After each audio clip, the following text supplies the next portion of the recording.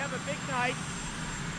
I think it'll be very interesting. I assume most of you will be there for the official swearing in of Judge Kavanaugh, and I think it'll be something very, very special. I've always been told it's the biggest thing a president can do, and I can understand that, so it'll be very special. We just had a very nice talk. We actually get along, and really good talk. Yeah, I'm not doing anything. I don't want to do anything about that. I think we'll be treated very fairly. Everybody understands there was no collusion, there's no Russia. It was all made up by the Democrats. They're the ones that colluded with Russia. The Democrats colluded with Russia. And frankly, the previous administration didn't do anything about Russia when they knew that they should have. Yeah. You gotta speak up.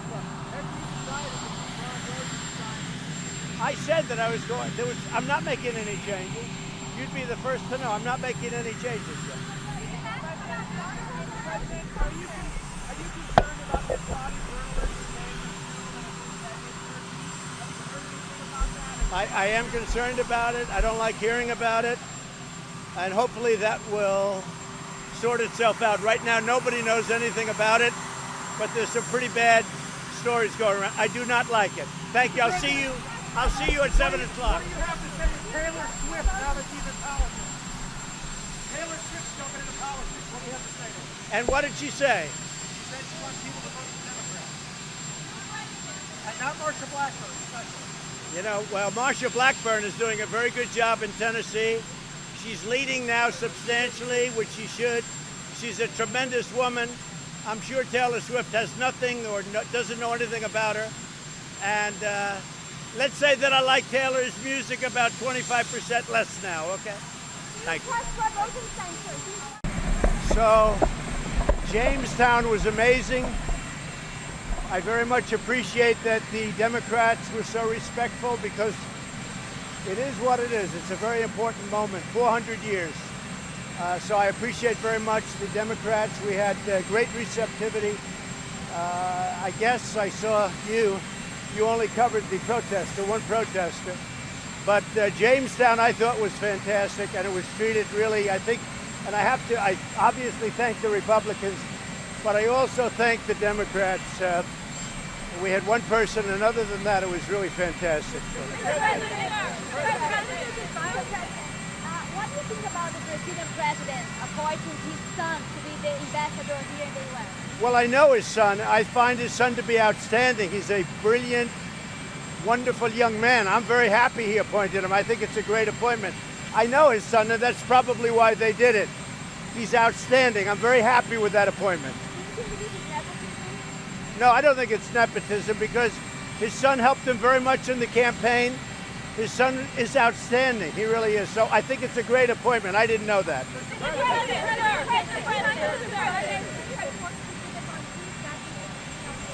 What? Can you be more specific on who has been reaching out to the White House to say you're doing great? A lot of people. Many, many people. And you see it also in the press, and you see it on watching television just coming back. People living in Baltimore are very happy that I'm bringing out the fact that it's like living in hell. What do you want, John? You said that you've done more for African Americans. Mr. President. My husband, I'll be nice. The protester was difficult to miss. He was standing in front of you in all fairness. But my question is... No, the only problem, John, you gave the protester 100% of the time. And I don't care about coverage. The last thing I need is coverage. But listen, hey, John, 100%, not one word of the speech. And, you know, we were there about the speech. The protester didn't look so good to me. I'm going to be very nice. But you gave him 100%. But you know what? That's okay. You often do that. That's okay. Go ahead. Mr. President, what the question I wanted to ask was, what's the political strategy here? Because it seems to be causing, these attacks seem to be causing a lot of division. What are you talking about by political strategy? Are you talking with respect to Elijah Cummings? I'm talking about your attacks against Elijah Cummings and the tone of There's no strategy. I have no strategy. There's zero strategy. All it is I'm pointing out facts. The most unsafe city in the country, in our country, is Baltimore. It's received as much money as it receives capital, like billions of dollars. Somebody said $15 billion over a short period of time. All of this money goes there, and take a look at it. I don't have to describe it. Take a look at it. So there's no strategy. It's very simple. And Elijah Cummings is in charge of it. And he ought to take his oversight committee, and he ought to have Parkham in Baltimore and find out what happened to the $15 billion and a lot of other money. China doesn't fulfill its commitment to buy U.S. agricultural products. What will you do? We'll see what happens with China. I think we'll do very well with China. We're already doing very well with China. China's had the worst year they've had in 27 years, and we're having the best year we've ever had. The stock market just hit an all-time high. We're doing the best we've ever done. All three indexes, if you look at it, indices or indexes, depending on what you want to call, all three are hitting brand new highs. We're doing the best we've ever done as a country, and I'm very happy about it. Unemployment, the best numbers we've ever had. By the way, African American unemployment, the lowest in history. I want to ask you about that. Criminal justice reform, Obama couldn't do it. I got it done. He could not do it. He didn't even come close. That's great for the African American population, who's very thankful about it. If you look at all of the opportunity zones, they're inner city opportunity zones, almost all of them. African American. The African American people don't listen to fake news. They know what's going on. Mr. President, you know that Elijah Cummings is not the mayor of Baltimore, so why are you so angry at him about the city? Elijah is it because Cummings, he's subpoenaing your officials? I'm not angry. I'm not angry. I'm just telling you the sound facts. angry. I'm not angry at anybody. I'm just saying Elijah Cummings has been there for 26 years. He's really, by far, the highest ranking politician. He's seen these mayors get thrown out, thrown out, thrown out. They're all friends of his. The corruption and the graft in Baltimore is probably the greatest in our country, or one of them. Wait. Now, he's in charge of an oversight committee. All I'm saying is take your oversight committee and go to Baltimore. You'll learn a lot. Mr. President.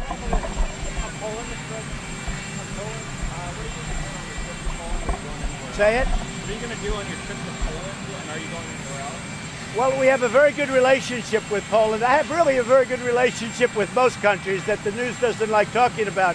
But I have a very good relationship with Poland, and we've been invited by the leadership of Poland, and I look forward to it. I like the people. I gave a speech in Poland, which I know you don't like to say, but it was considered to be a great speech.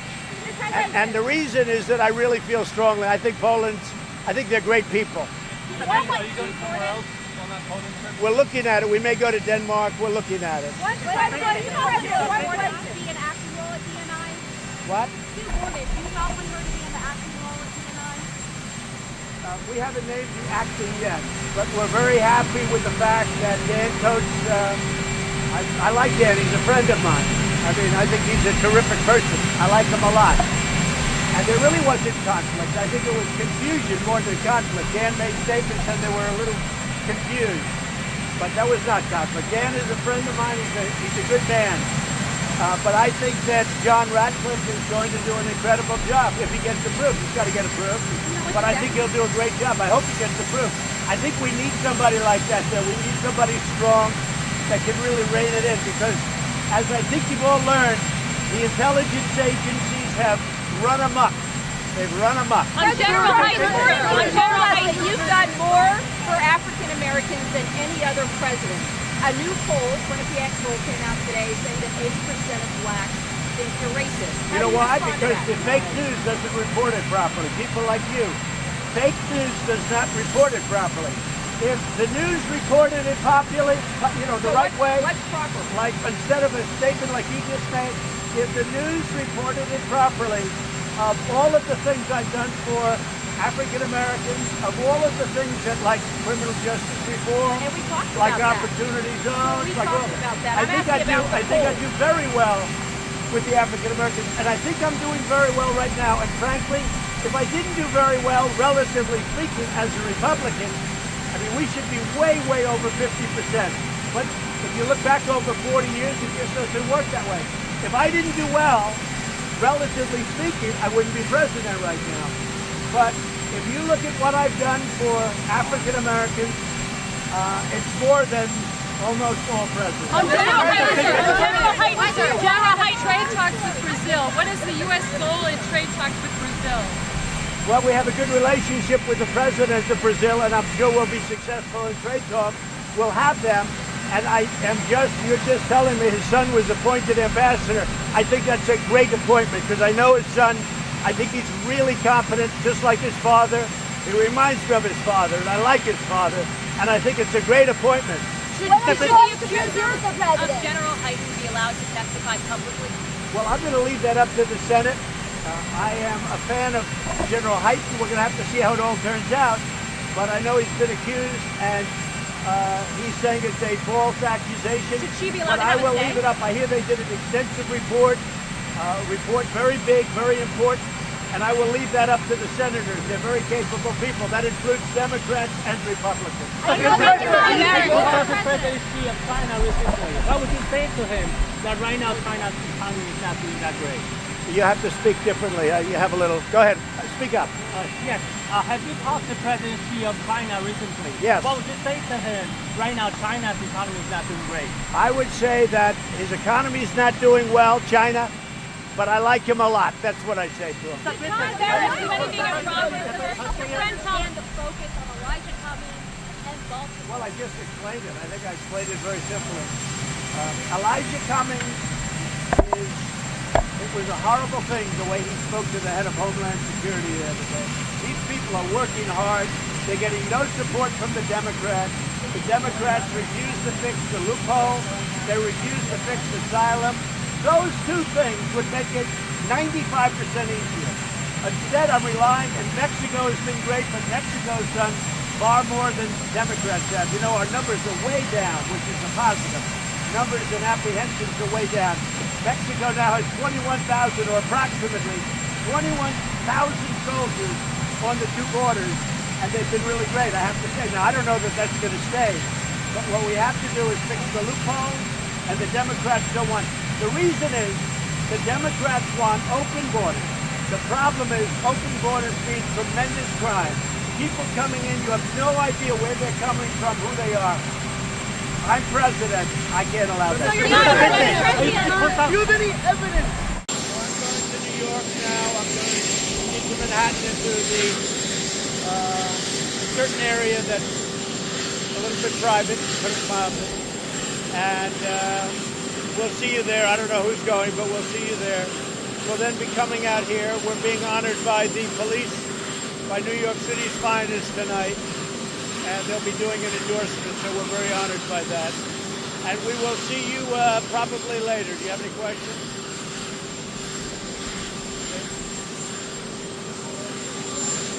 Well, that's where I'm going. I'll be going to the hospital. So I'll see my brother. I hope he's okay. He has a tough time. He's having a tough time.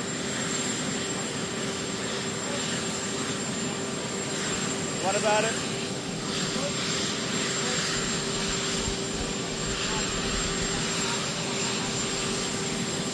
We're doing very well in our trade deal, but I feel differently about China than I've ever felt. I'll see you later. First of all, I'd like to thank law enforcement yesterday in Texas. They've been incredible. First responders, law enforcement, the police, the FBI, Governor Abbott, incredible the job they did. It's tragic, but they did an incredible job under the circumstances. It's another very sick person, so I just want to thank everybody involved. And always you say, as bad as it was, it could have been worse, but it was certainly bad. Very, very sad situation. Also, I'd like to introduce Admiral Brown of the U.S. Coast Guard, a highly respected man. We spent 2 days at Camp David going over a lot of different things having to do with the hurricane.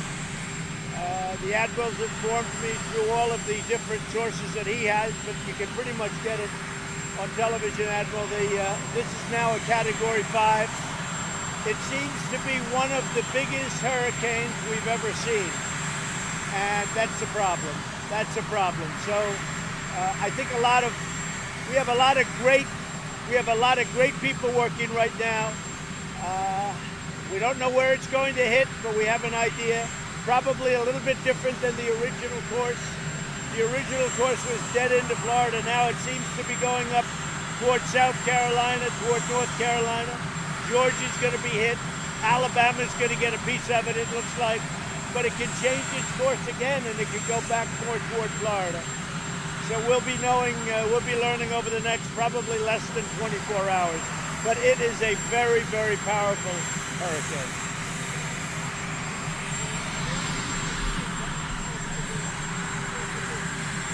Yeah, we're looking at the same things. We're in the process of dealing with Democrats, Republicans. They've been working very hard on it. They're coming back very soon. And there's a big package of things that's going to be put before them by a lot of different people. We have a lot of groups working on it.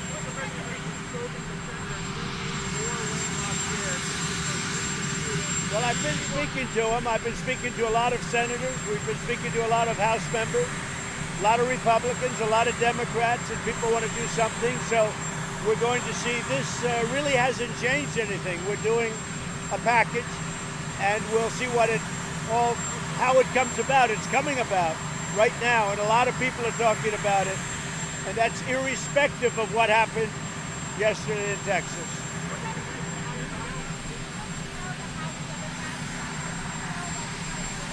Well, we're looking at a lot of different things. We're looking at a lot of different bills, ideas, concepts. It's been going on for a long while. Background checks. I will say that for the most part, sadly, if you look at the last 4 or 5, going back even 5 or 6 or 7 years, for the most part, as strong as you make your background checks, they would not have stopped any of it. So it's a big problem. It's a mental problem. It's a big problem.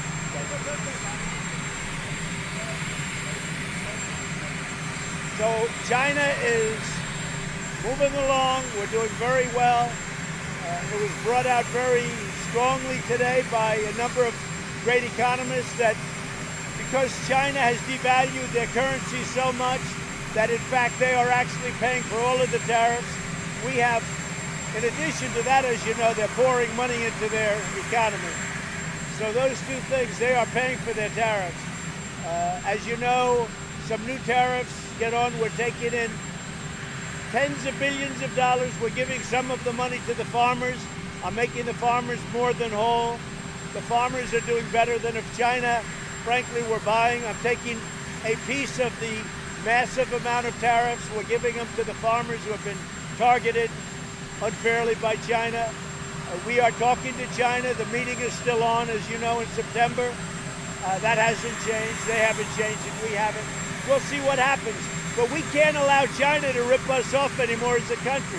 We can't allow China to take $500 billion a year out of our country. We can't do that. Do you have a message for Poland? Yeah. On the 80th anniversary of the Second World War? I do have a great message for Poland, and we have Mike Pence, our vice president, is just about landing right now, and he is representing me. I look forward to being there soon, but I just want to congratulate Poland. It's a great country with great people. We also have many Polish people in our country.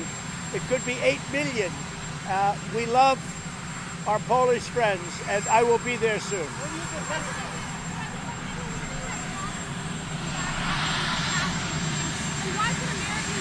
Say it, say it. Speak up.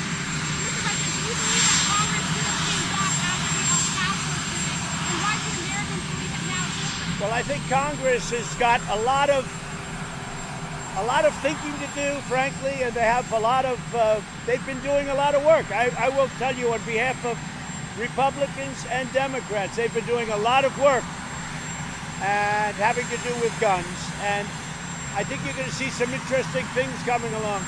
On the hurricane, Admiral, would you like to say something as to the size and scope of the hurricane? Certainly, Mr. President, thank you. This hurricane is very strong, Category 5, which talks about the wind. It will also have substantial, destructive, life-threatening storm surge, freshwater rainfall, and 4 states, Florida, Georgia, South Carolina, North Carolina, can all expect to see tropical storms to hurricane force impacts over the coming days, so the time for preparation is now. And I'll be going with the Admiral and many others over to FEMA in about an hour. And we'll be having somewhat of a news conference over there where you won't have the engines blurring, but we'll have a news conference over at FEMA. So we'll see you, most of you there, okay? Thank you. Thank you. Well, thank you very much. And we're going to be making a couple of stops. We'll look at some of the damage that was done. We're going to get it fixed up. We're going to help the people rebuild their business in Kenosha. And it's just been a great state, great people, and we're getting it straightened out. The violence has stopped from the time the National Guard came. Literally, when they set their foot on this location, it stopped. So we'll see you over there. I'm going to do a roundtable after that, and we'll have plenty to talk about during the day. Thank you very much. Thank you. Okay, so we just landed in Nevada, and we're very booked up. The venue is packed. It's an open venue. We have a tremendous crowd. It was reported on NBC. By not a very good reporter, there are 1,000 people. Well, there are many times that, so you'll see that the place is packed. It was lines up 2 days ago. Then tomorrow, as you know, we're going to Las Vegas. We're also going to California. We're doing a tour for 3 days, and then we'll go back to New York where we have more things to do. So we're very busy. The country's doing well. Jobs are doing fantastically well. I think the virus hopefully is rounding the turn, rounding the corner. The vaccines are going to be out soon. The therapeutics have been fantastic. Already remdesivir and others, the plasma, have had a very big impact if you look at the results. So we've had a lot of good things happening. And it's great to be in this big state, this great state. I've been here a lot over my life, and I know it very well. We have, I think we're going to win it. We almost won it last time, and it was for a certain reason we didn't quite get there, which was perhaps a miscalculation by somebody, but it was very close. I think we're up. I think we're up pretty substantially in the real polls, and we're up, I think, almost everywhere in the real polls. The real polls show us doing very well in Florida, very well in North Carolina, very well in Pennsylvania. I think we're doing well in New Hampshire, really well in New Hampshire. We're doing, we won Ohio by a lot, and we're going to win it by, I think, even more this time. And Michigan, I guess we just got a poll. We're up by about 2 points, right? So I think we're doing very well. And Joe Biden is sleeping or whatever he's doing in his basement. He doesn't seem to come out a lot. And we sort of are taking the other approach. So we'll see you over at the venue. You're going to see a tremendous crowd as usual. Thank you. Thank you very much. We're renovating large sections of walls. It'll be brand new by the time we finish. We're building samples of 4 different walls in order to make the choice. And after the choice is made, we'll either have it in budget or someplace. And if the Democrats aren't going to approve it, then we're not going to do what they want. So I think it'll work out. We're working on a deal for DACA, but a lot has to do with the amount of security. We want very heavy security at the border. We want surveillance. We want a lot of things at the border. And ultimately, we don't want them to obstruct with the wall. But just so you understand, we're renovating massive sections of wall right now, and essentially it'll be brand new. We're going to be able to use that. DACA now and the wall later? DACA now and the wall very soon. But the wall will happen. Thank you.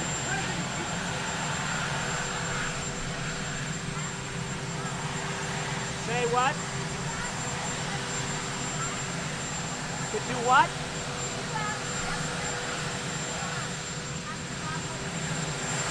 No.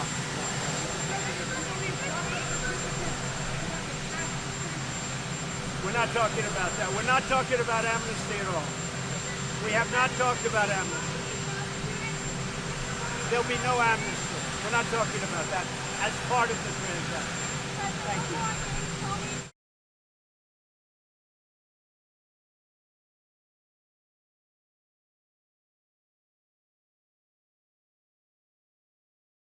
I hear a lot of people over there. I just don't see them. They're behind the hangar.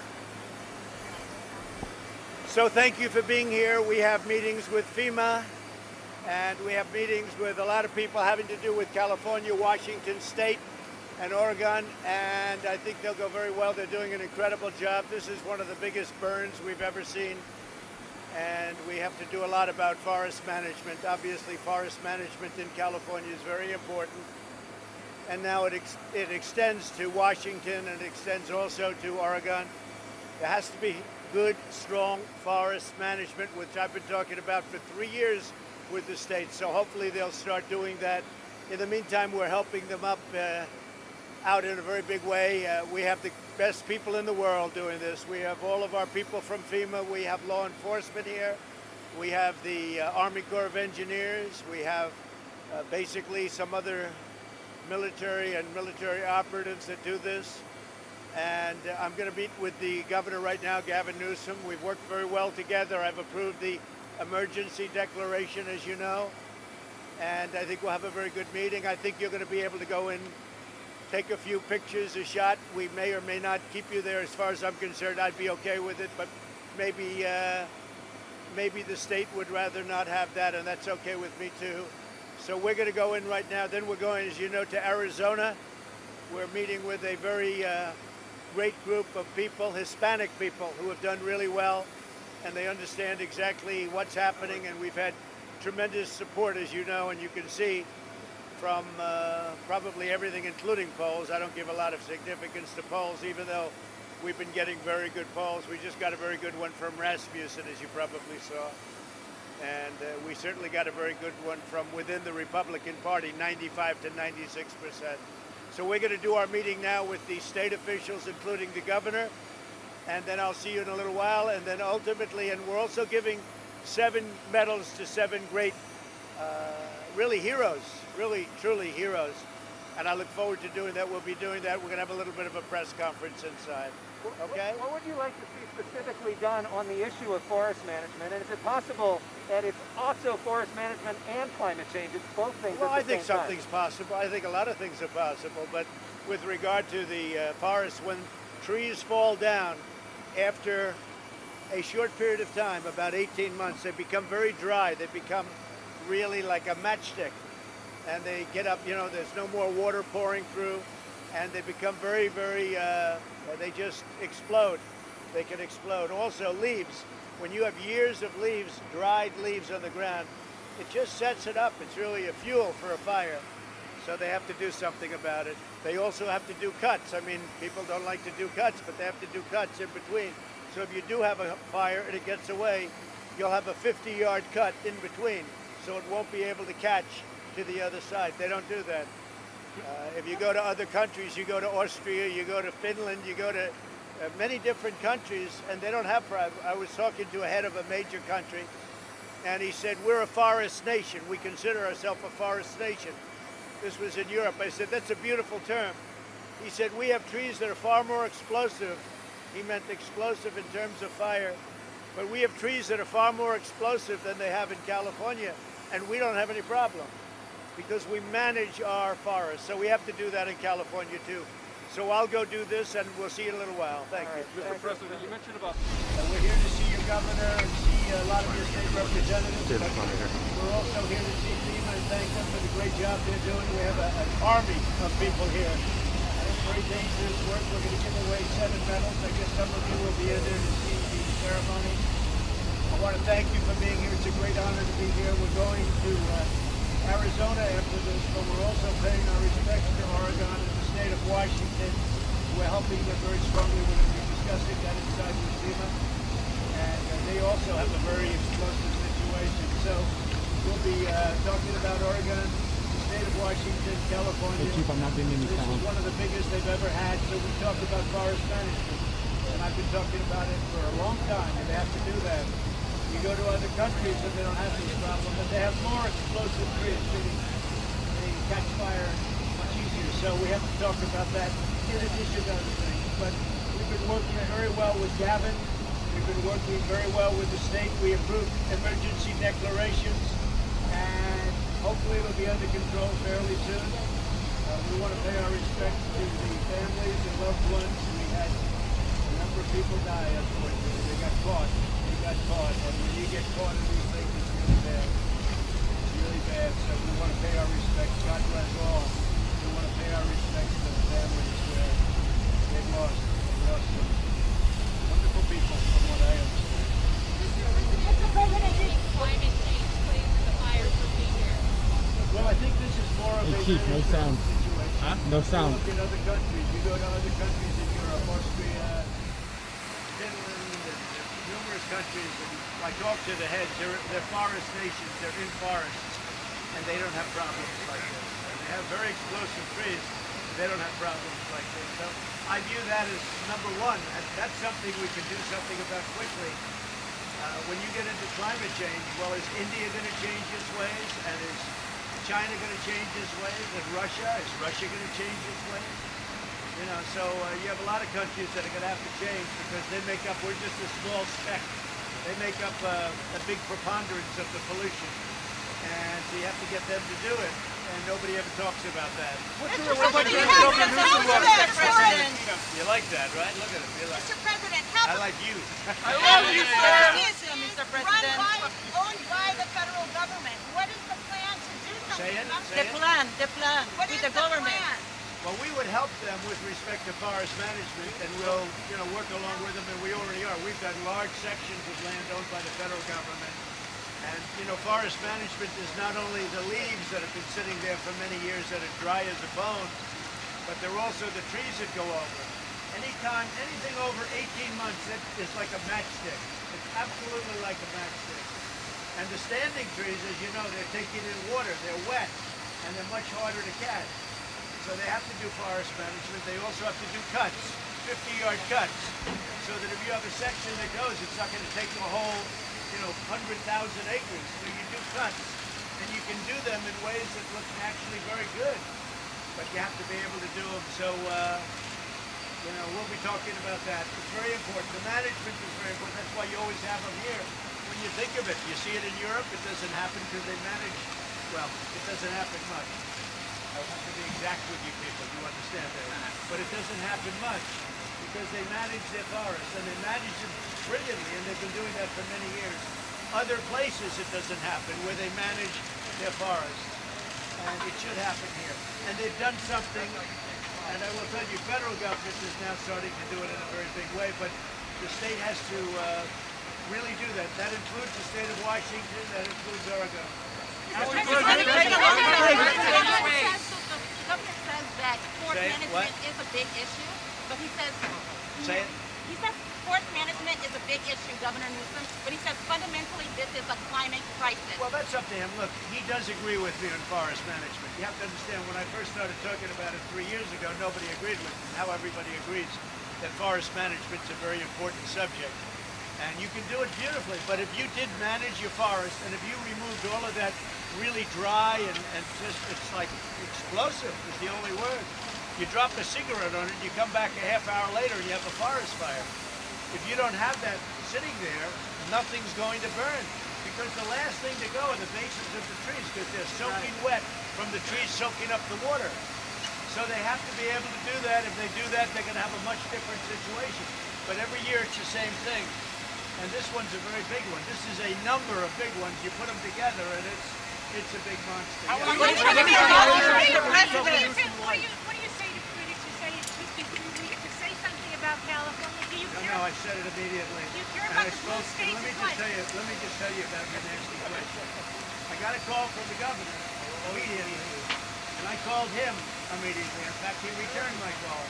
And on that call, I declared it an emergency. I gave an emergency declaration. That was immediate. So don't tell me about not doing, because I gave immediate. That included FEMA coming here immediately while it was just starting.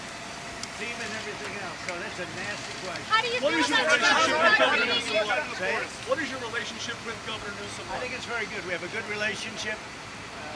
We're obviously from different sides of the spectrum, but we have a very good relationship. We've worked well, and as I said, as soon as this started, we spoke right at the beginning, and I gave an emergency declaration, and he will tell you that. He thanked me, because a lot of presidents wait for months and months and months. They wait till after it's all over, and then they consider it, and then oftentimes they don't do it. I did it right at the beginning, and I think he'll admit that. Mr. President, on the call, Do you agree there is a climate change issue all? Is there a climate change issue in California? You'll have to ask the governor that question. I don't want to step on his toes. President, no question. Thank you for making America great again, sir. Thank you very much. Mr. President, I like this guy. I love you, sir. I don't know who you are, but I like you. I love you. You know Governor Ducey, very successful governor. He's loved by the people of a very great state, a state that we're doing very well in, I hear. And maybe, Doug, you'd like to say a few words? Well, I just want to say welcome back to Arizona. This is a great way to kick off Hispanic Heritage Month. A lot of good things happening in our state, and we're grateful for your support of us during COVID-19, the personal protective equipment, the surge testing to Maryville and Phoenix, and of course USMCA's allowed us to navigate through this with one of the best economies, save the pandemic, with our #1 trade partner, Mexico. Well, you know, Doug did a great job in Arizona where the number went high quickly and then you just, boom, you went down. You were tough, he was strong, and he did the right thing, and the numbers went down. We had a big victory just now in Pennsylvania. I don't know if you heard about it. They were ordered to open it up, the federal judge, and open it up and let the people get back to work. And that's what you've done, and you've done a great job. Thank you very much. Thank you, Mr. President. And we're going to see you over at the Looking forward to it. Spanish Heritage, really, I guess is what the name is, and there's nothing better. We just had some great polls with the Hispanic vote, and very honored by it. We're very honored by those polls. So we'll see you over there. Thank you. Thank you very much. We are working with your governor. He's a great governor, and we're, I think, doing a really good job for Hispanics, for the Latinos. We're doing a fantastic job, and I think it really is represented very well in the polling numbers that we're getting, because they haven't really seen numbers like that for a long time. So we're very, very honored by it. Thank you. Thank you very much. Do you agree with your Treasury Secretary that the First Amendment right should be off the field? I think that the flag has to be respected. Our country has to be respected. There's plenty of room to do other things, but our country has to be respected. And I've always felt very strongly about that. And by the way, most people agree with me. What about the players' First Amendment rights? They have rights. We all have rights. But when you're on that field and, you know, there's a situation going on, this is a great, great country, and we have a great flag, and they should respect our flag. They're making a lot of money. I'm not begrudging anything. I'm just saying they have to respect our flag, and they have to respect our country. Mr. President, are you calling on your supporters? The NFL has to work out their own problems. Their numbers are way down, and I think this is a big reason why their numbers are way down. Are you calling on your supporters to boycott the NFL? No, not at all. I don't care. They can do whatever they want. I'm just telling you from my standpoint, I think it's very disrespectful to our country. Thank you all very much. Any comment on your cabinet secretary's flights? Charter flights? Private travel, Mr. President? Should they be using private charter flights on the taxpayer expense? Who did? No, I don't think he took the flight. I think if you check your records, he didn't take the flight. Why don't you check your records before you make it? Why don't you check your records before you make a statement? As I understood it, I don't know much about it. I haven't heard about it, but I understand he never took that flight. Well, you'll have to ask him about that. I don't know. Now, as far as Secretary Price is concerned, that's different. We're looking into it. Do you respect the investigations? Always. Always. Thank you very much.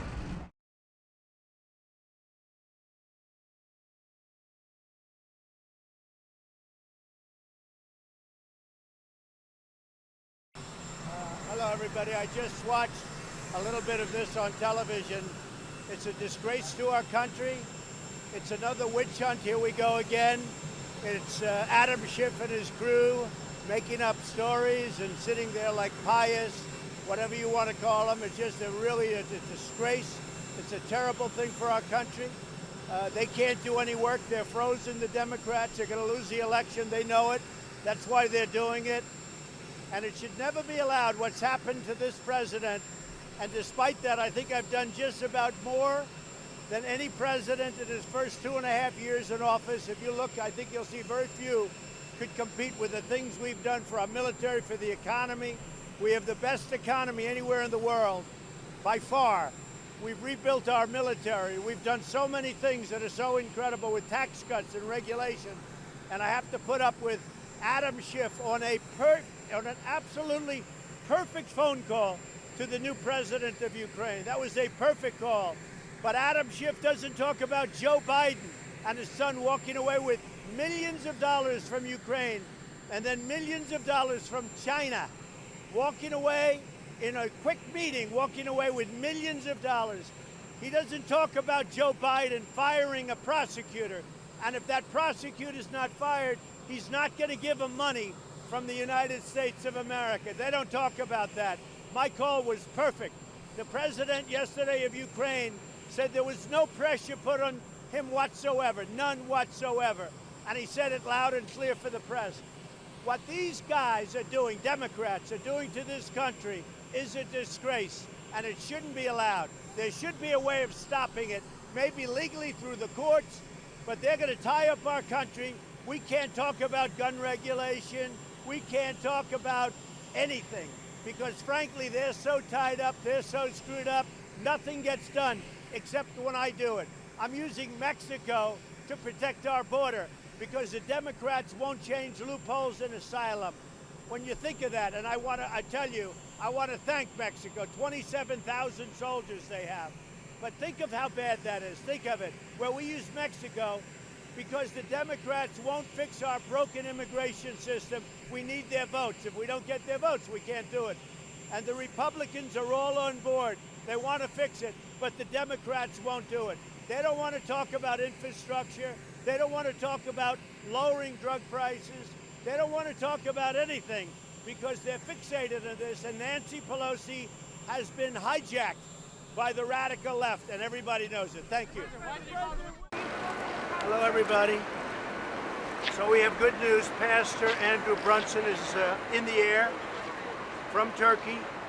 He's, I think, in good shape. He'll be stopping most likely in Germany for a full checkup, and then he's going to be coming to the Oval Office, most likely on Saturday. But we're very honored to have him back with us. He suffered greatly, but we're very appreciative to a lot of people, So Pastor Brunson's in the air, heading to Germany, and then coming to the U.S. He'll be landing on Saturday, most likely Saturday in D.C. What caused the release, Mr. President? Well, we spoke to Turkey, and he went through a system, and we got him out. They've been trying to get him out for a long time. Will you lift the sanctions now on Turkey? Well, this has nothing to do with anything. There was no deal made at all. There was no deal. But we're very happy to have him and have him in good shape. I hear he's in very good shape. Mr. President, are you reevaluating the relationship with Saudi Arabia? Well, we're going to find out what happened with respect to the terrible situation in Turkey having to do with Saudi Arabia and the reporter.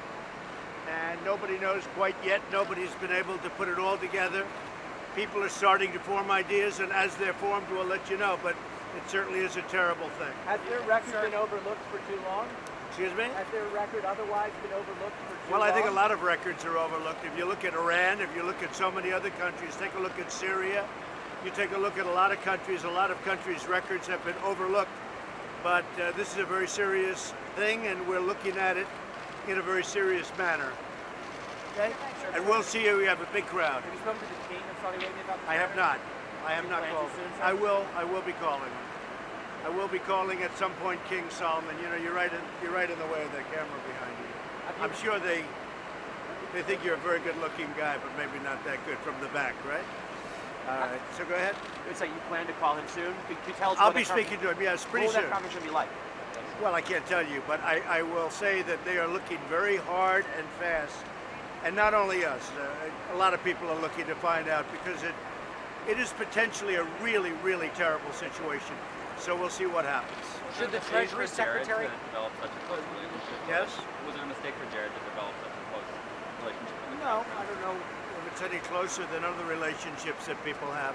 We have a lot of very close relationships with a lot of countries. But this is a serious problem.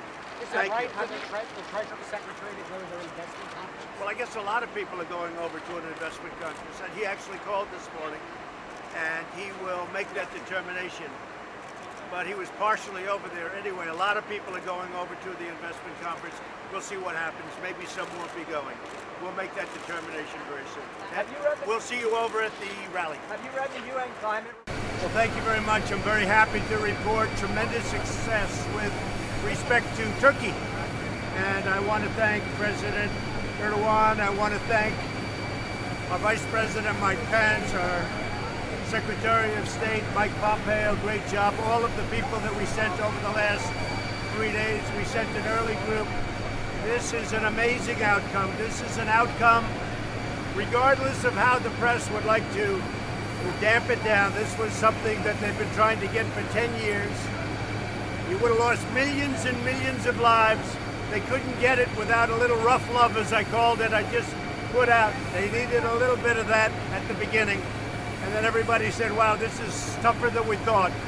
When those guns start shooting, they tend to do things. But I will tell you, on behalf of the United States, I want to thank Turkey. I want to thank all of the people that have gotten together and made this happen. This is an incredible outcome.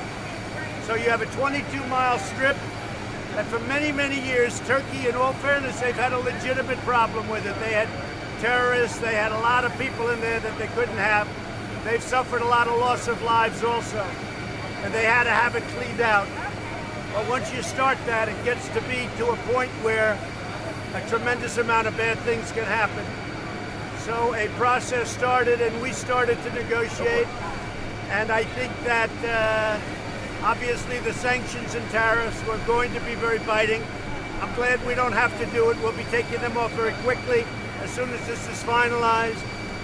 But this is an incredible outcome. This outcome is something they've been trying to get for 10 years, everybody, and they couldn't get it. Other administrations, and they never would have been able to get it unless you went somewhat unconventional. I guess I'm an unconventional person.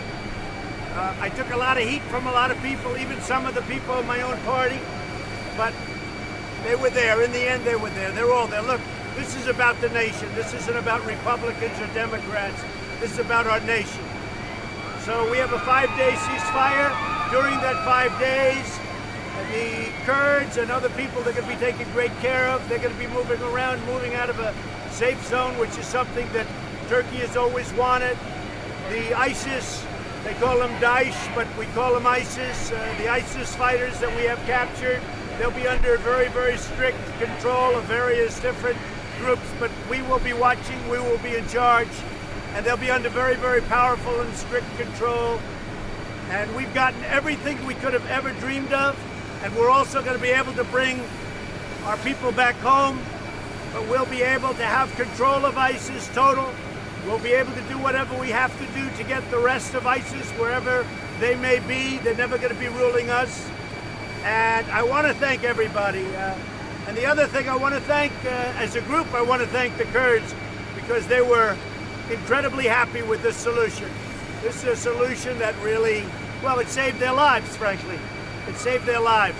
So we've done a great thing for our partner. If we didn't go this unconventional, tough love approach, you could have never gotten it done. They've been trying to do this for many, many years. You could have never gotten it done. So I want to thank everybody. I want to thank everybody back in Washington. We're in Texas now, and we're going to be opening up a phenomenal new plant. One of the greatest men in business, and all of business is here with us. You know who he is. And they're opening up a plant in Texas. The first time, I believe, one of the great companies of the world, first time ever in the United States. And then we're having a big rally in Dallas tonight at the American Airlines Center. So we look forward to that. They've been standing in line for 3 days, as you know. So it's a record crowd over in Dallas. But I didn't know it was going to work out this quickly. I didn't know it would work out this well. It's a great day for the United States. It's a great day for Turkey. It's a great day for our partners who have really worked. I mean, a lot of people question some of them. I'm not questioning anybody. They really did. The Kurds were great. Great day for the Kurds. It's really a great day for civilization. It's a great day for civilization. So I just want to thank everybody. Turkey get everything? Well, sanctions won't be necessary because Turkey's doing what they're doing. I didn't need Congress for sanctions because I can do sanctions that are tougher than Congress. And I was prepared to do that. I just want to thank and congratulate, though, President Erdogan. He's a friend of mine, and I'm glad we didn't have a problem because, frankly, he's a hell of a leader, and he's a tough man, he's a strong man, and he did the right thing, and I really appreciate it, and I will appreciate it in the future. Isn't Turkey getting everything they want from this? Don't they effectively just get control? Well, Turkey has a great military power. Turkey is a friend of ours, a neighbor of ours, and they're a member of NATO. And what Turkey is getting now is they're not going to have to kill millions of people, and millions of people aren't going to have to kill them. I mean, this was going to be a war of lots of other groups coming in. This wasn't going to stop with Turkey against the Kurds. A lot of different groups were coming in. We might not have been involved. I don't want to be involved in that kind of a war. And by the way, we have the strongest military in the world. But we've been there for 10 years. We've been in the Middle East for 19 and a half years. So this was a great thing for everybody. And Turkey is, I really appreciate what they've done. They did the right thing. And I have great respect for the president. Your decision not to keep any of the sanctions in place, doesn't that effectively let Turkey just get off with no punishment for this? No. If you let this go, you would have lost millions of lives. Don't forget, your friend President Obama lost more than 500,000 lives in a very short period in the same region. We've lost very little. But without that gunfire going back and forth, without those rockets going in both directions, without other countries moving in and potentially moving in and creating virtually a world war, without all of that happening, you would have never been able to make this deal. We have tried, but everybody's tried to make this deal for 15 years. They could never do it. It was only when it started, people started seeing how nasty it was going to be. It was going to be very nasty. Not only sanctions and tariffs, the war itself would have been very nasty. So they did things that they wouldn't have done. I just put out. Everybody agreed to things that 3 days ago they would have never agreed to. That includes the Kurds. The Kurds are now much more inclined to do what has to be done. Turkey is much more inclined to do what has to be done. Turkey wouldn't have done this 3 days ago. The Kurds would not have done it 3 days ago. This is a situation where everybody is happy. And I'm happy because there's no fighting. We can bring certainly most of our people back home for the first time in many years. Mr. President, you're talking about all this shooting as though it was part of a plan. Are you saying that you planned for these people to attack each other so you can resolve it? No, but I do think this, David. I think it had to be an unconventional solution. Because the conventional solution is to sit down, negotiate, and they've done that for 15 years, actually. More than that, I understand. And that was never going to work. But all of a sudden, when they saw and how nasty it was and how rough it would get 100 times worse than what was happening. But when they saw the level of nastiness, they said, let's make a deal. Everybody together, let's make a deal. Are you sure that this will last more than 5 days? A lot of stuff can disappear in 5 days. I think it's going to last. I think that President Erdogan's very smart. I think he wants it to last. He wants safety for his people. Look, say what you want. A lot of bad things happened to Turkey from that district, from that 22-mile stretch. A lot of people in Turkey were killed. So that's not fair. Nobody likes to mention that. This was a great thing for the Kurds. This was a great thing for Turkey. This is great for everybody. And frankly, the thing that I'm most happy about is that I took a lot of heat, but that we were able to do it so fast. I thought this would go on for longer. This was such a smart thing to get it done so fast. Is President Erdogan still coming next month to the White House? Well, now I would say that would be very much open. I would say that, yeah, he would come. He did a terrific thing. He's a leader. He's a leader. He had to make a decision. A lot of people wouldn't have made that decision because they don't know. They ultimately would have made it. But what he did was very smart, and it was great for the people of Turkey, and they're lucky it was him that was making the decision, I will tell you that. The U.S. military would place anybody in this zone to help monitor this? Yes, we're going to have people that watch it, and most particularly, we're going to have people that are watching ISIS. We'll have people watching, and ISIS will be largely, again, controlled by the Kurds, because what a lot of people don't know, most of the areas where ISIS is is outside of the war zone or the 22 miles. So ISIS will be, very few have gotten out. Most of them have been recaptured. And what's happened is ISIS is outside of the war zone. So that's going to be controlled very much by the Kurds with our supervision. And the Kurdish General Mazloum, who you talked to before, are you going to talk to him again? He's going to be very happy. They've spoken to him. The Kurds are very happy. Turkey is very happy. The United States is very happy. And you know what? Civilization is very happy. It's a great thing for civilization. Thank you, everybody. Did you talk to... So we're doing very well. I guess the poll numbers are looking very, very good in many of the states. And once people hear what we've done and it's all clarified, I think they have to go with us.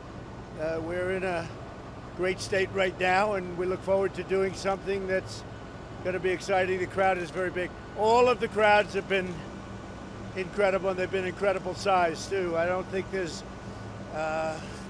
anybody that's covered that properly, because the kind of size that we have, I don't think has ever been done before. And the enthusiasm that we have, I don't think anybody's ever had more enthusiasm.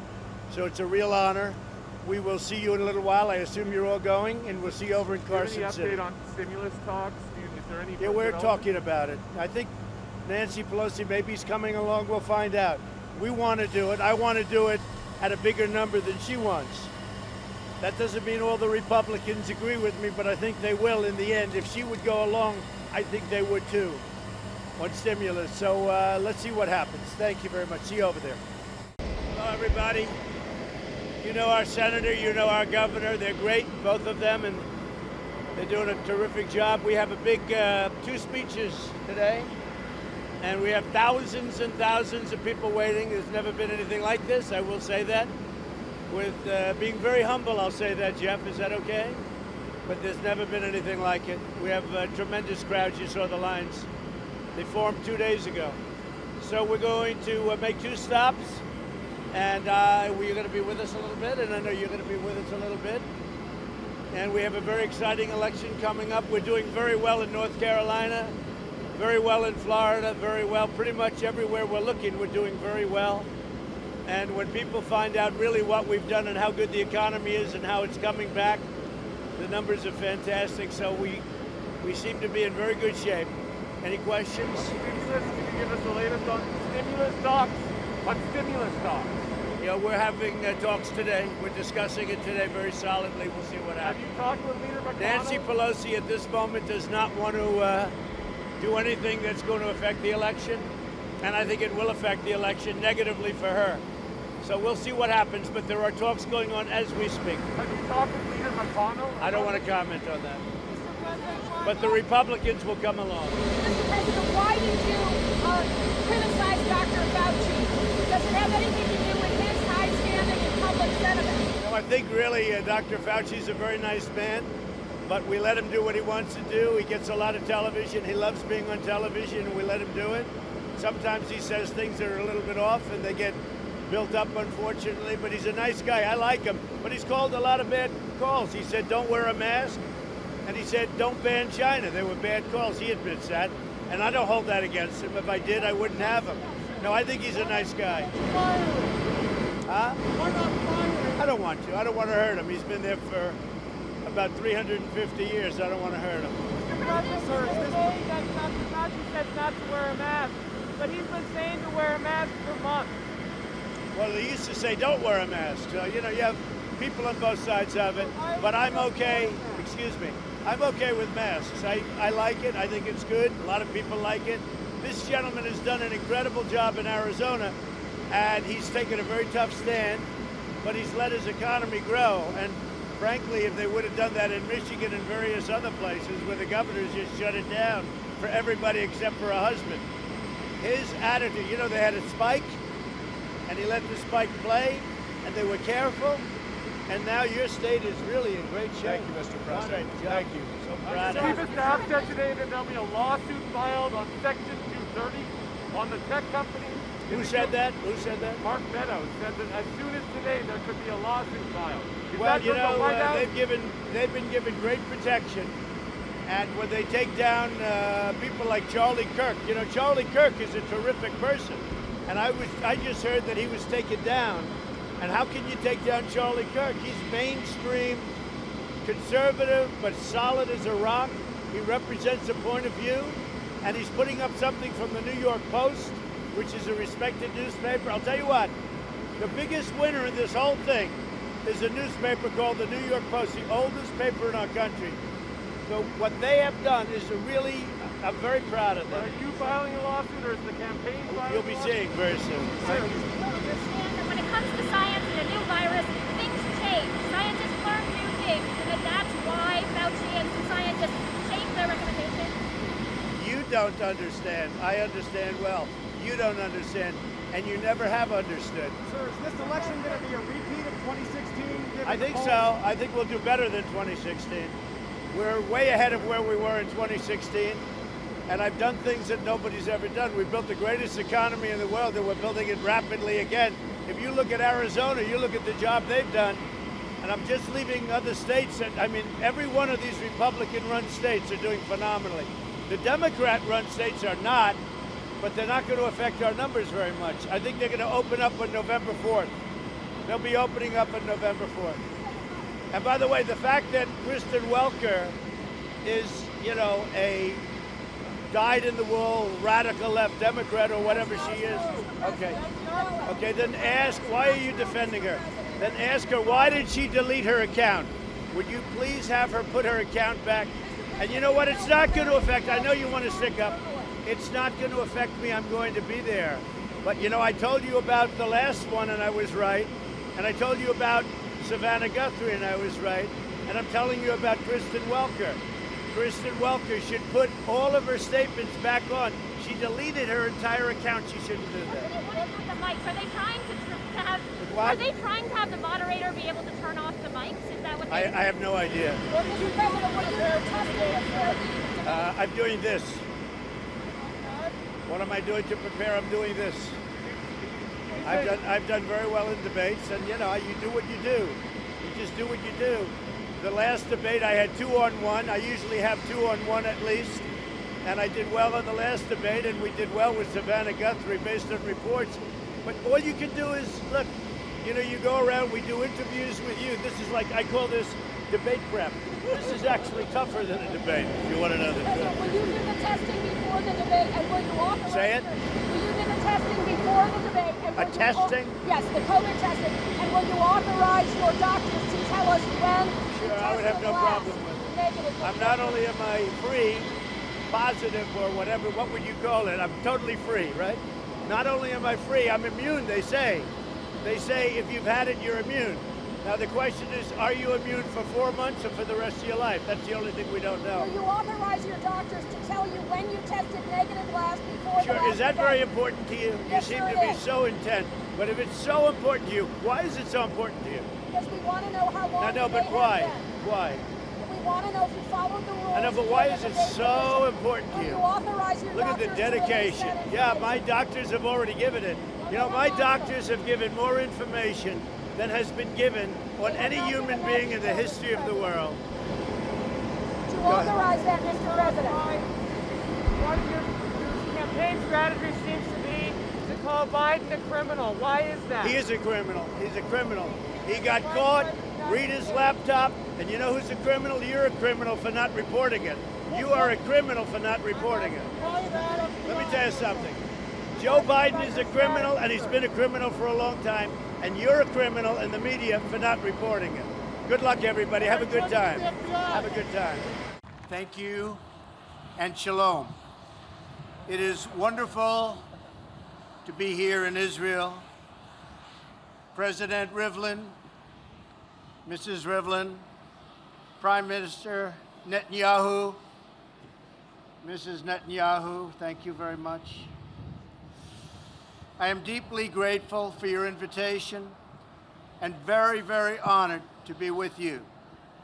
On my first trip overseas as president, I have come to this sacred and ancient land to reaffirm the unbreakable bond between the United States and the State of Israel.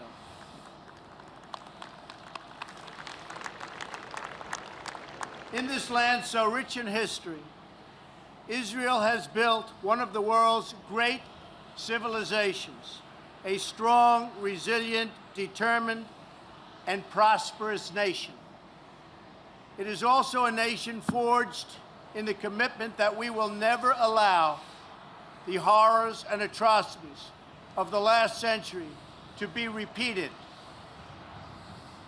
Now we must work together to build a future where the nations of the region are at peace and all of our children can grow and grow up strong and grow up free from terrorism and violence.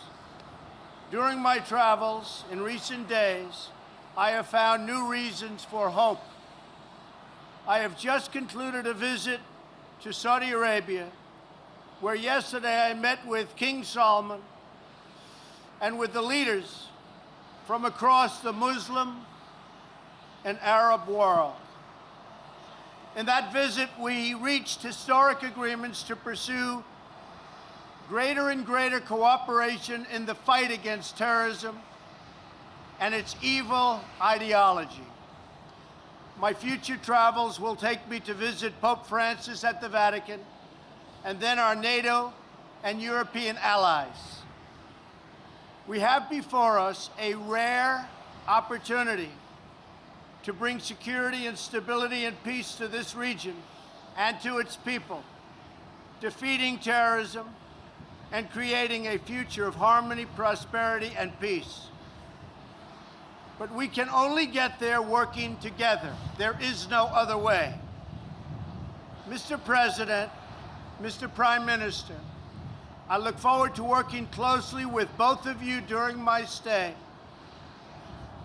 We love Israel. We respect Israel.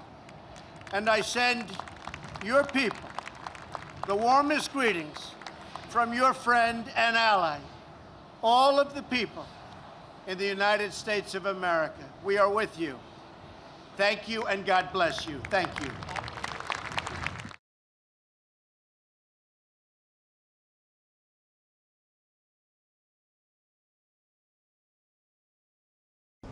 So we have a tremendous crowd, as you know. That's the governor. And we just had a little talk, and we have a tremendous crowd. And I'm watching the crowds that are being drawn by my opponent and his predecessor, the predecessor. I looked at the crowd that was President Obama had. Not too big, not too big. I don't know if that's an indication of anything, but there's nobody there.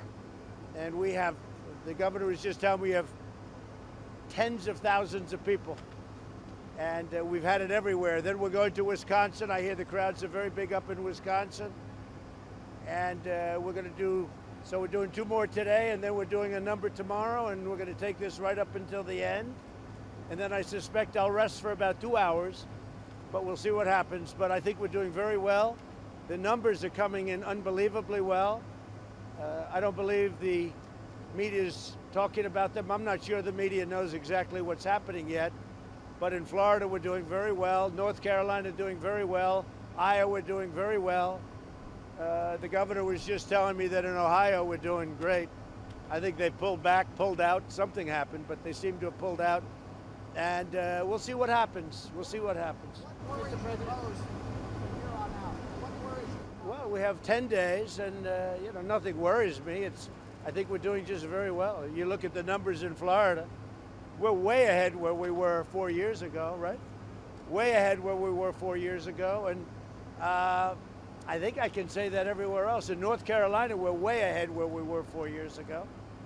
I think it's very good. I don't know if it's a hidden vote. I don't know exactly what it is, but we've had some polls come out, very strong polls in Trafalgar. He's the one, he called it very accurately last time, that we're 2 points up in Michigan in the Trafalgar poll, which has been a very accurate poll. And so we'll be going up to Michigan very soon. But we're leaving, as you know, from here. We're going to Wisconsin. And tomorrow we have a full day. Mr. President, what specific indicators are you looking at in Florida and North Carolina? Well, if you look at the vote, the early vote, it's not nearly what they thought it would be. It's just not what they thought. We're going to have a great red wave. It's going to be a red wave like you've never seen before, because people are tired of looking at the anarchists and all of the things taking place in Portland, Chicago, New York with crime. They're tired of it. But you're going to have a red wave, the likes of which you haven't seen, and everybody knows it. And you know, I don't think they're doing very well. They have no enthusiasm. Look, Obama shows up for a speech and nobody shows. What did he have yesterday? 32 people showed up? We've got 35, 40,000 people half the time. What's my smallest crowd been? 20,000, 22,000 people? Right, Steve? You know. Mr. President, there are some coronavirus cases rising in Wisconsin. No, you use the word cases. You know why there's so many cases? Because we test. Because we test more than any country in the world. Nobody tests like us. Cases. Everybody uses the word cases. Mortality, way down, way down. And a lot of those cases that you're talking about are young people, very young people, that get better 99.9. They get better almost immediately. No, use the word case because you're trying to scare people. Don't scare people. Don't scare people. The fact is that we're doing very well. The vaccines are coming out. The therapeutics are coming out. But we have more testing than any country in the world. That includes India with 1.5 billion people. Nobody tests like us. We test more. Now, the good news is we know where it may be. The bad news is anytime you test, you're going to come up with cases. But you just use the word, it's cases. Well, I just wanted to ask, sir, is there any concern about bringing people together? Say it, say it. You call testing foolish. Why would you call it foolish while cases are spreading? I can't hear you with your mask on. Thank you very much. Did you vote for Laura Loomer today when you voted? Did I vote? I voted for Laura straight Loomer? Republican. Okay. Thank you. The great governor of Ohio, please. The great governor of Ohio. And the most powerful woman in Ohio, by far. I hope you're all having a good time. This is number 3 plus today, actually plus. We have a tremendous crowd over there. You saw the crowd, like as big as the one we just left. So I think we're going to have a great time, great people. And I think we're doing very well. Any questions? Do you think you'll hold the Senate in the election? I hope to hold the Senate. We do. I think from a presidential standpoint, we're winning a lot of states, including this one. I think we're doing very well here. The crowd is certainly enthusiastic. I hope that we do. I think we're going to take back the House because people are tired of Nancy Pelosi. I think we'll take back the House. We'll see you over there. Thank you. Thank you. So we have a big event. We have 3 of them today, but this will be a group of people that we know very well from this area. It's amazing attendance and amazing poll numbers. We have poll numbers that I'll be talking about up there that have been very extraordinary. Can you win an election without Pennsylvania? I don't know. I think we're leading in Pennsylvania. I think we'll win Pennsylvania, so I don't think I have to worry about that. I think we're going to win Pennsylvania by more than we did last time. Why are you downplaying the coronavirus? I don't understand you. Why are you downplaying the coronavirus again? I'm not. Go ahead. President, Joe Biden says he's waved the white flag on fighting coronavirus, controlling the virus. No, he has. He's waved a white flag on life. He doesn't leave his basement. This guy doesn't leave his basement. He's a pathetic candidate, I will tell you that. Have you given up on controlling the virus? No, not at all. In fact, the opposite. Absolutely the opposite. We've done an incredible job. Take a look at what's happening in Europe. What's happening to Europe is nobody's seen anything like it. And you used to tell me all about Europe. Now we're doing a great job. We are absolutely rounding the corner. Other than the fake news wants to scare everybody, we are absolutely rounding the corner. Go ahead. Are you planning an event for Amy Coney Bryant this evening? Yeah, we're going to see probably at the White House later on this evening, see how it all works out. The vote is taking place, and we'll see how that works. Will it be a large event? And are you No, not a large event, just a very nice event. The ceasefire holding between Armenia and Azerbaijan. Say it? The ceasefire between Azerbaijan and Armenia, is that holding or what's happening? It's holding. The ceasefire is holding. Okay? We'll see you over at the event. President, were you offered a vaccine at all, or any on your staff offered the vaccine? Was I offered? Yes. No, but we'll have the vaccines very soon. The vaccines are in full development, and we're going to have them very soon. Anybody on your staff take it? You don't have them yet. They haven't been approved yet. Special But they're going to be approved very soon. Thank you. The vaccine. So we're with the Future Farmers of America. A tremendous group of people, a tremendous gathering. It's the future. And we look very much forward to that. And what happened today is a horrible, horrible thing. We're learning a lot about it. It looks definitely like it's an anti-Semitic crime. And that is something you wouldn't believe could still be going on. But it would seem to be an anti-Semitic crime. We'll have a lot of information over the next hour. The FBI is involved, everybody's involved. And I spoke with the governor, Governor Wolf. I spoke with the mayor of Pittsburgh, who's a terrific guy, and he is devastated. So we'll have a lot of information over the next hour. But a lot of people killed, a lot of people very badly wounded. And they say as a crime scene, it's one of the worst that some professionals that have seen many, many crime scenes, they say it's one of the worst that they've seen. So we'll be back with you in a little while. I'm going to, in my remarks, open with a statement about what took place. Thank you all very much. Thank you. Hello, everybody. So we just left the Future Farmers of America, and we're now in Illinois. And I just, in thinking about it today, I remember what Dick Grosso did with the New York Stock Exchange and what happened on September 11th. And I said, you can't let these evil people change your life, change your schedules, change anything. It's too important. What you do has to stay that way, and you cannot let them become important. You just can't do it. And we cannot let our schedules or our lives change. It's very, I mean, it's just the way it is. No matter how you look at it, you just can't let them get away with it. They're evil, they're bad. This was an anti-Semitic act, which is incredible in this day and age that something like that can happen, but it happened. So I guess you're going to follow me, but hopefully we're going to have an interesting period of time. People are feeling, the country feels terribly. This is just a horrible, horrible event.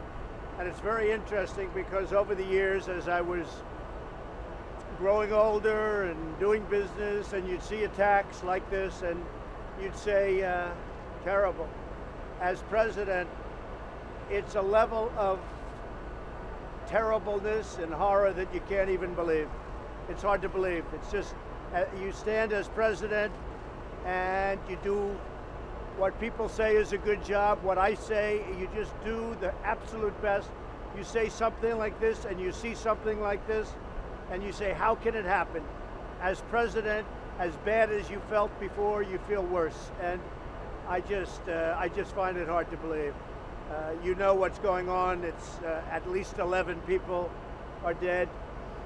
Police officers very badly wounded, 3 and probably 4 very, very badly wounded, but sounds like they'll be okay. They were unbelievable. The law enforcement was unbelievable, and we'll be getting a full report in about an hour from now. So we're in Illinois, and we will make the best of it. Thank you all very much.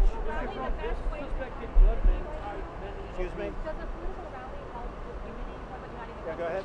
The suspected gunman tied many of his anti-Semitic tweets, so to be posting to support for you, to make America great again. No, he did. I mean, this was no support for me. This was somebody that actually he was no supporter of mine. And his anti-Semitic tweets, people have seen them. Very anti-Semitic man, and what his thought process is sick. And I said it before, and I'll say it again. We have to bring back the death penalty for people like this. People that do this, you have to bring back the death penalty. This is the worst form of terror. This is so terrible. And It has to be brought back. They have to pay the ultimate sacrifice, okay? Thank you. Well, you feel differently when you're president and you're in charge and you see something like this. The level of pain is incredible. Again, tone is very important. We want to win, and we're going to win, and we're fighting to win, and that's what you have to do, and you have to lead your life. You can't let these people change. You can't. You want to change, you have to go out and you have to do what's right, but you can't let, it's just too important what you're doing. We're doing something so important right now, right smack in the middle of an election. And this would, I've heard you say it often, this is one of the most important elections. This may be the most important midterm election that anybody can remember for a big period of time. And you want to go out and you're enthused and you're doing well, and then a thing like this happens, or something happens yesterday with the pipe bombs. It's so terrible. But what happened here, this whole situation, the level of death, the level of evil, the level of sickness. I mean, he's a sick person. And really, these people have to be brought to trial rapidly, not over a 10-year period. And they have to have the ultimate sacrifice, which is their life. You have to go back to the death penalty. This is a case for the death penalty. Okay? Thank you very much. I don't hear you. Will you be going to Pittsburgh? I will be going to Pittsburgh, yes. And I've been in touch with the governor, and I've been in touch with the mayor, yes? When are you going to, do you plan to change your messaging or your tone tonight? Yes, I will. I'll have a very much different tone tonight. How so? I would like to be able to have the tone that I have, because I feel very strongly about it. And I'd have a much different tone, frankly, if the press was even-handed, if the press was fair. I'd have a much different tone all the time. But I'm fighting the media. I'm fighting the media is not being honest. And I'm fighting that lack of honesty, so I have to have that tone. Otherwise, I'll never get my points across. We'll never get what we have to get across. And we are making America great again, and it's happening. But you'll never get your points across because we have a media that's very biased against certain opinion and, frankly, against me. So it's the way it is, and I can soft code it any way you want, but that's the bottom line. But tonight I will absolutely change my tone. But I thought it was important to be here. Otherwise, he becomes too important. When he makes you change things and schedules, then he becomes too important. And we can't let that happen. We can never let that happen. Dick Grasso did a great job with the New York Stock Exchange years ago on September 11th. We can't let that happen. We can't let these people become important. Thank you. So it's going very well. Tremendous crowds. We have a tremendous crowd in Green Bay.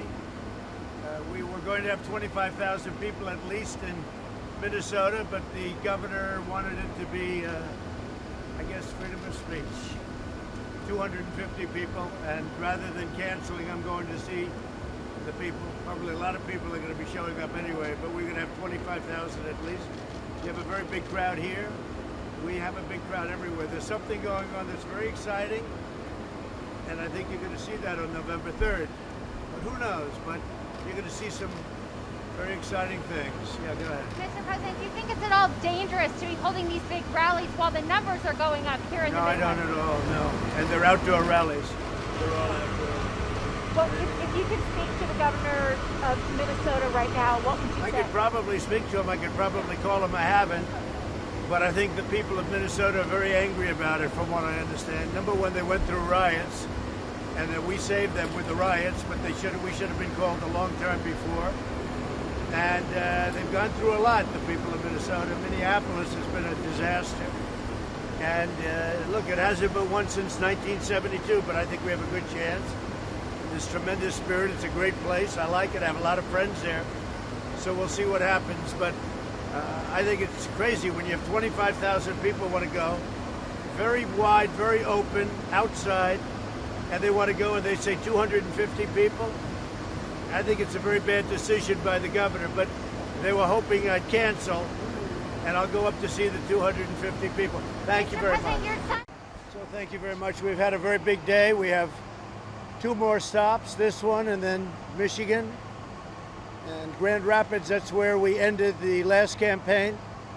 Tomorrow morning we're going to go probably over to one of our offices, but for the most part I think we'll be, and you'll be coming with us I imagine, but we'll be going over to one of the offices, perhaps in Virginia.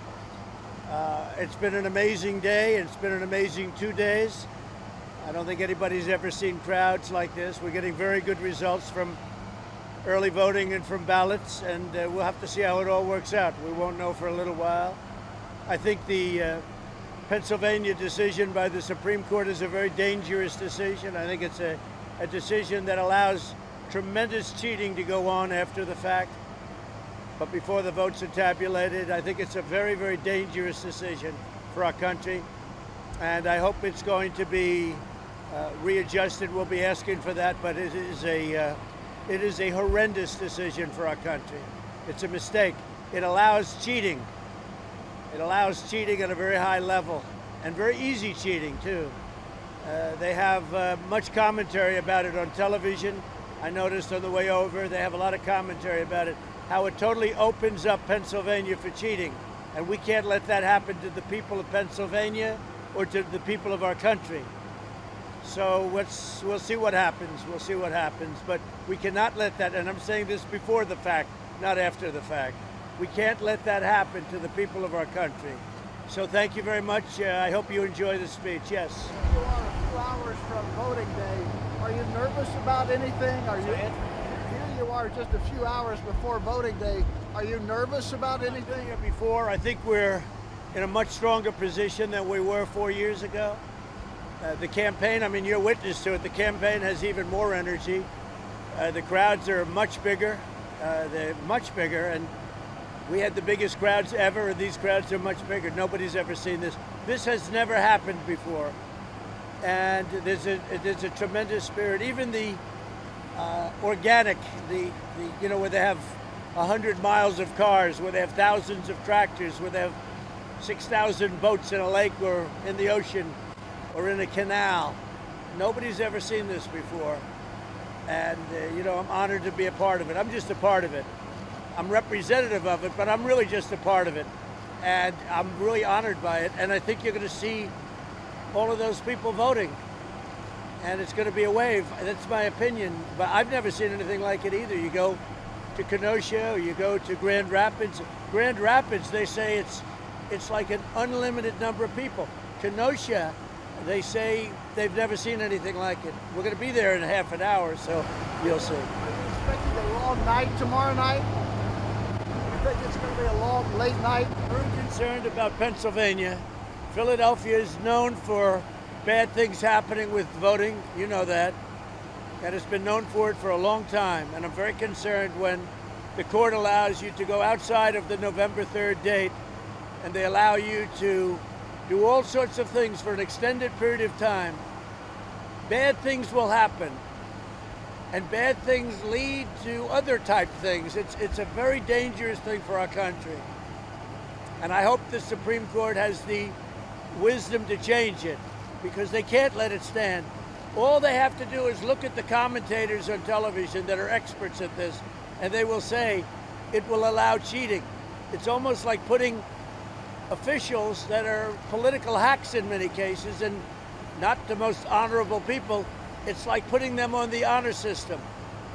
And we can't let this happen. We can't let it happen. This is going to be a great election. I think you're going to have a result that I think is going to be a very positive result for the people. Look, I watched Joe Biden go out. There's nobody shows up to see him.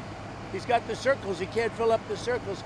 And then we have 40 and 50,000 people. You saw Miami last night. Nobody's ever seen anything like that. So I can't imagine, because this is really the will of the people. They like what we're doing. They like what we're doing more than they've ever liked anything in a long time. So we can't let this happen in Pennsylvania. So I'll see you over in Kenosha. I'll see you at Grand Rapids, and maybe we'll get to talk again, okay? Thank you all very much. Thank you. Would you like to talk to me? I'm shocked. I'm shocked. Yes, go ahead. Well, the whistleblower gave a very inaccurate report. And as you know, certain of the media released information about a man that they said was the whistleblower. I don't know if that's true or not. But what they said is he's an Obama person. It was involved with Brennan, Susan Rice, which means Obama. But he was like a big anti-Trump person, hated Trump. And they said terrible things. Now, I don't know if it's true or not, but that was reported by some of the media, so you'll have to find out. I don't know why the media is not on it, because the whistleblower gave a very inaccurate report about my phone call. My phone call was perfecto. It was totally appropriate. But he gave a report, he or she, but according to the newspapers, it's a he. They think they know who it is. You know who it is. You just don't want to report it. CNN knows who it is, but you don't want to report it. And you know, you'd be doing the public a service if you did. The whistleblower gave a false report. And because of that false report, people thought bad things were done. And then you had Schiff go out and speak before Congress and before the American people and give a false story. He made up a story. And then I released, after all this was done, I released, and everybody said he didn't do anything wrong. But the whistleblower should be revealed, because the whistleblower gave false stories. Some people would call it a fraud. I won't go that far, but when I read it closely, I probably would. But the whistleblower should be revealed. Then I want to ask another question of you. Where is the second whistleblower?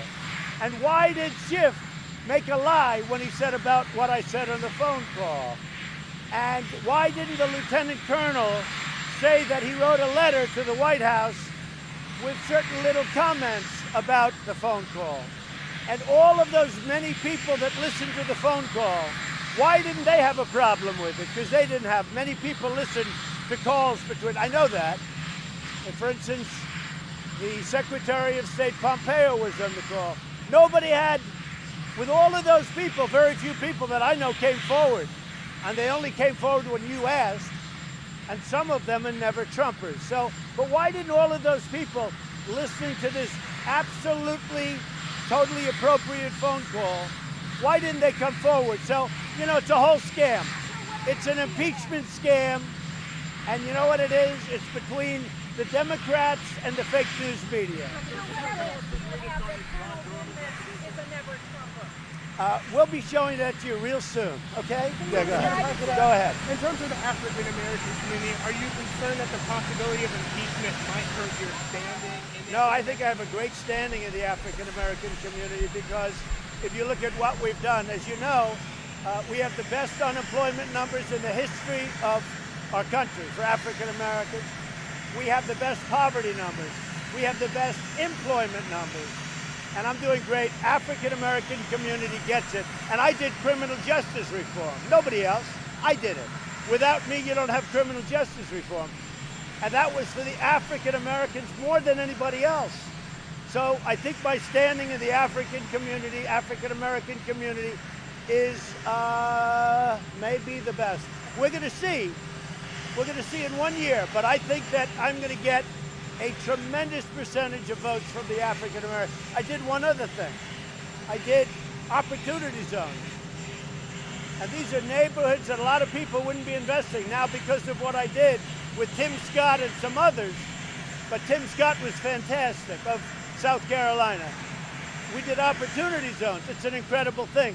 So I think we're going to do great with African Americans. We have tremendous African American support. What about the name of the whistleblower? Have you thought about that? Have you thought of publishing it Well, yourself? I'll tell you what, there have been stories written about a certain individual, a male, and they say he's the whistleblower. If he's the whistleblower, he has no credibility, because he's a Brennan guy, he's a Susan Rice guy, he's an Obama guy, and he hates Trump, and he's a radical. Now, maybe it's not him, but if it's him, you guys ought to release the information. No, not at all. Not at all.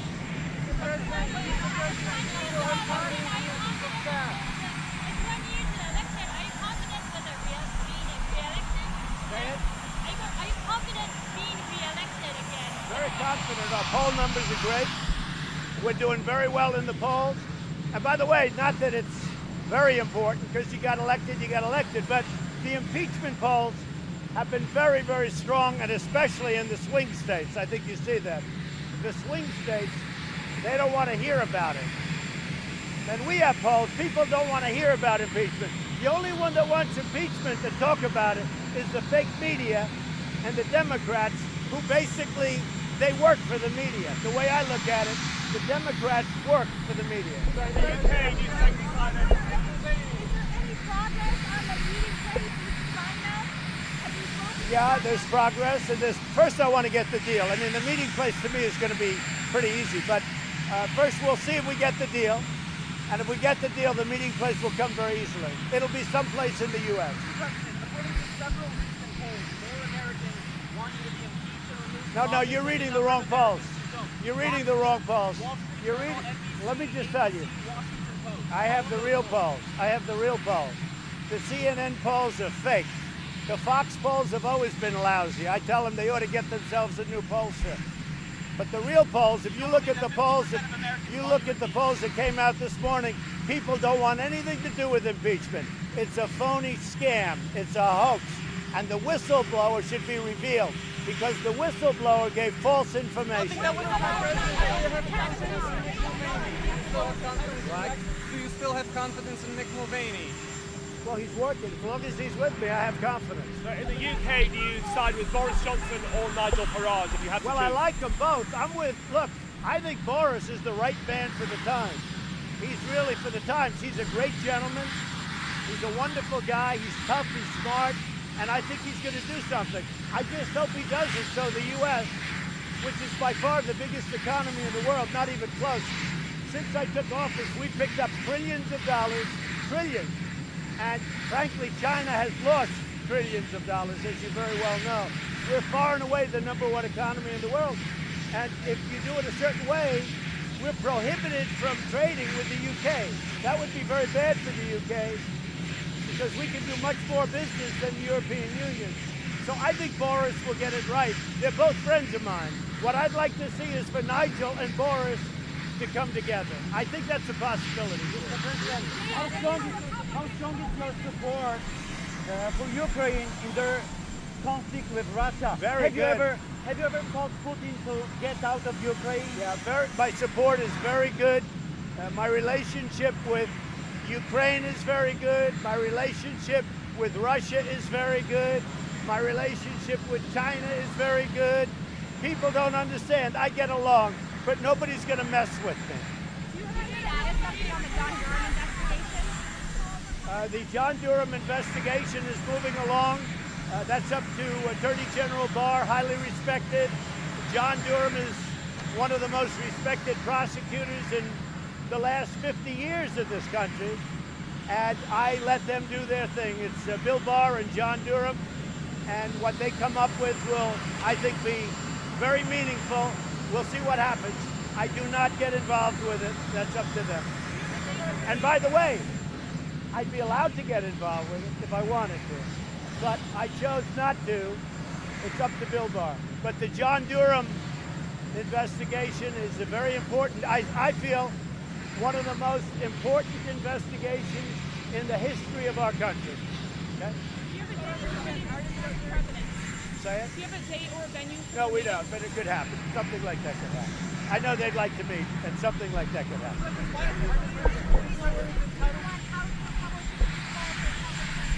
I think that the House Republicans and the Senate Republicans have been incredible. I don't think there's ever been unity like we have right now. We had 195 or so votes. We didn't have one negative vote. The only one that had negative votes on the whole impeachment scam were the Democrats. I think Nancy Pelosi has lost her mind, and I think, frankly, that she should go back home to San Francisco. If you look at what's happening to her district is going to hell with homeless, that they're not taking care of, with needles all over the street, with tents, with people, with sanitation, with horrible things being washed into the ocean, into the Pacific Ocean. I think Nancy Pelosi her district has probably gone down more than any district proportionately in the United States. And what she's done for that district, and then on top of it, you got fires eating away at California every year because management is so bad. The governor doesn't know. He's like a child. He doesn't know what he's doing. And I've been telling this for 2 years. They've got to take care of it. Every year, it's always California. It's rarely somebody else or someplace else. But Nancy Pelosi ought to go back to her district and take care of it because her district has become a mess. #1 in the country for going down. All she thinks about is impeachment, but she doesn't want to impeach. You know who wants to impeach? The people that run the party, the radical left. Why don't you testify, sir? And that's up to him and up to the lawyers. It's really up to the lawyers. I like John Bolton. I always got along with him, but that's going to be up to the lawyers. Mr. President, there's a genuine concern there could be a government shutdown. Read the transcript. Read the transcript. But it says I have no. Read the transcript. What about a government shutdown? There's a genuine concern. Democrats believe that you will hold up funding for the government because you're so upset about impeachment. Is that something that could be a possibility? What do you say to the American people? I don't think they believe that at all. But we'll see what happens. The Democrats I call them the do-nothing Democrats. They're doing nothing. They're not getting USMCA done. Everybody wants it. Even the Democrats want it. They're not getting anything done. Even guns, they don't talk about guns. All they can do is talk about one phone call made to the president of Ukraine that was perfect. It was perfect. It was a perfect phone call. And they're hanging their hat on this one phone call. And you know what? The Republican Party has never been so unified. That includes senators, that includes House. They've never been so unified. Can you commit to no government shutdown? I mean, people that are concerned, what would you say? It depends on what the negotiation. I wouldn't commit to anything. It depends on what the negotiation is. Okay? So we have a tremendous crowd of people waiting. It's packed outside, as you'll be able to see, but they've never seen crowds like this over here, and there's something going on that's really positive for the Republicans. We'll see tomorrow, but there's something going on, and Mike Braun has become well known. He's highly respected, and we're going over now to do a rally with Mike. Mr. President, how big are the stakes for you in Indiana today? Well, I think the stakes are like everywhere else. Indiana, they like our candidate. It's really about the candidate. But if they want to give me the credit or the liability, I'll be willing to take it. But we have a great group of candidates, and Mike Braun right at the top. He's run a brilliant campaign. Polls just came out. He's actually leading by a little bit, but I don't want to tell Mike that because maybe he'll slow up for the last couple of hours, but I know him too well. He'll never do that. But it's a great race. It's a great race. It's a great state. I won it by a lot, and Mike is going to have a big victory. Okay? Mr. President, what's your biggest fear if Democrats win the House? We'll just have to work a little bit differently and all work out, but I don't think that's going to happen. I think we're doing very well in the House. I think we're doing very well in the Senate. There is something going on, okay? I'm just telling you, we all left Ohio together. You never saw crowds like this. Thousands and thousands of people outside. In Indiana, you have to see the crowds, and I just got a call from Missouri. We're going to have Rush Limbaugh is going to introduce me, which is an honor. And I just had a call from Missouri. They say they've never seen anything like it. So it's really something. Something is happening. There's a lot of electricity in the air. No doubt. Let's see what happens, right, Mike? Yeah. Are you concerned Democrats will go after your tax returns? No, I don't care. They can do whatever they want, and I can do whatever I want. Thank you all very much. Thank you. Thanks, Jennifer. Thank you. Not looking good. It's not looking good. It's quite sad to see that. So my people were very upset about it. I can't imagine there's anything on them, frankly, because as we said, there's no collusion. There's no collusion whatsoever. But a lot of lawyers thought that was pretty sad. What's wrong with Special Counsel seeing emails from the transition? Go ahead. What's wrong with the Special Counsel seeing emails from the transition? Go ahead.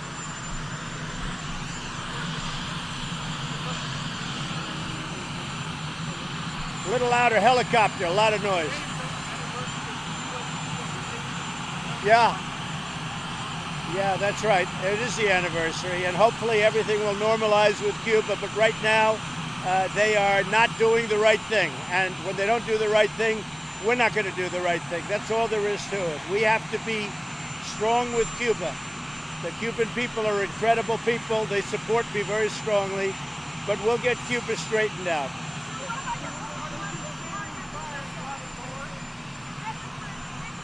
Do you feel the integrity of the president? No, I'm not.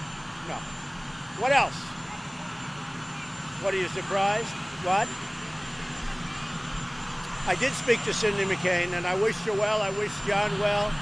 They've headed back, but I understand he'll come if we ever needed his vote, which hopefully we won't. But the word is that John will come back if we need his vote. And it's too bad. It's tough. He's going through a very tough time. There's no question about it. But he will come back if we need his vote. Thank you very much, everybody. Thank you.